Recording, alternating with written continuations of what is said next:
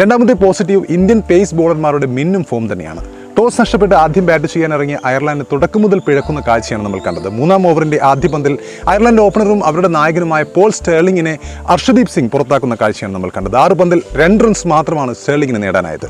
ഇതേ ഓവറിൽ മറ്റൊരു ഓപ്പണറായ ആൻഡി ബാൽബിർണിയെയും അർഷദീപ് കൂടാരം കയറ്റുന്ന കാഴ്ച നമ്മൾ കണ്ടു. 10 പന്തിൽ 5 റൺസ് എടുത്ത ബാൽബിർണിയെ അർഷദീപ് ക്ലീൻ ബോൾഡ് ചെയ്യുകയായിരുന്നു.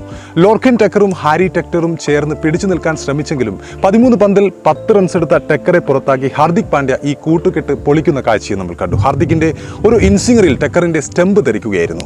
16 പന്ത് നേരിട്ട് 4 റൺസ് എടുത്ത ടെക്ടറെ ജസ്പ്രീത് ബുംറ വിരാട് കോഹ്ലി കയ്യിലെത്തിക്കുകയായിരുന്നു. പിന്നീട് കേർട്ടിസ് കാംഫറെ ഹാർദിക് പാണ്ഡ്യ പുറത്താക്കിയപ്പോൾ ജോർജ് ഡോക്രലിനെ 3 റൺസ് എടുത്ത സമയത്ത് മുഹമ്മദ് സിറാജ് ബുംറയുടെ കൈകളിലേക്ക് എത്തിക്കുന്നു.